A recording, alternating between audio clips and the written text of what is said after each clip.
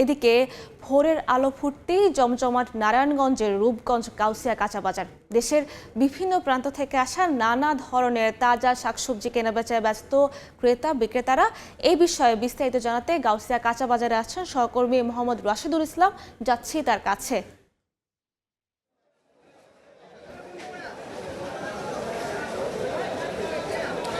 আমি এখন দাঁড়িয়ে আছি নারায়ণগঞ্জের রূপগঞ্জের গাউছিয়া যে আড়তটি রয়েছে, এটি হচ্ছে জাপান বাংলাদেশ এই আড়তটি। এই আড়তটি রাত 11:30 থেকে সকাল 11:30 পর্যন্ত এই বাজারটি বেচাকেনা করে থাকে।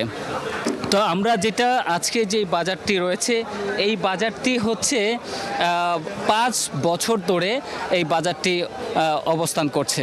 তো ভোরের আলো ফুটতেই এখানে শুরু হয় ক্রেতা বিক্রেতাদের ব্যস্ততা। আর ভোর থেকেই কৃষকরা তাদের উৎপাদিত বিভিন্ন ধরনের শাকসবজি নিয়ে আসেন।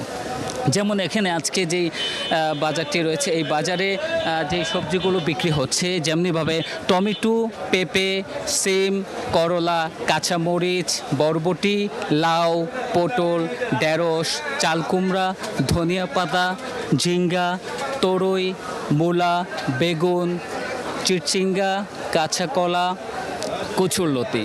আজকে যেটা আমরা বাজার থেকে যেটি জানতে পেরেছি, যে আজকে যে সবজিগুলো রয়েছে, সেই সবজির যে দামগুলো রয়েছে, সেই দাম তারা আমাদেরকে জানিয়েছে যে টমেটো বিক্রি হচ্ছে 105 টাকা থেকে 120 টাকা, পেঁপে বিক্রি হচ্ছে 15 থেকে 20 টাকা দরে, সিম বিক্রি হচ্ছে 130 টাকা দরে, করলা বিক্রি হচ্ছে 65 টাকা, কাঁচামরিচ 125 টাকা, বরবটি বিক্রি হচ্ছে 65 থেকে 70 টাকা, লাউ বিক্রি হচ্ছে প্রতি পিস 60 টাকা, পটল বিক্রি হচ্ছে প্রতি কেজি 45 থেকে 47 টাকা, ঢেঁড়স বিক্রি হচ্ছে 38 থেকে 40 টাকা, চাল কুমড়া প্রতি পিস 40 টাকা, ধনিয়া পাতা বিক্রি হচ্ছে 20 টাকা।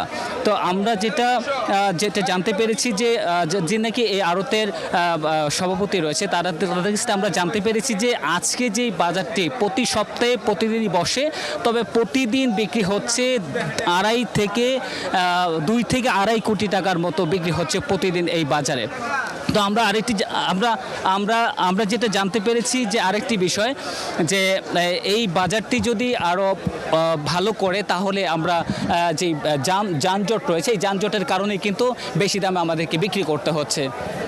তাহলে এই ছিল আমার কাছে জাপান বাংলাদেশ যে আড়তটি রয়েছে সর্বশেষ খবর। সরাসরি যুক্ত ছিলাম নারায়ণগঞ্জ থেকে।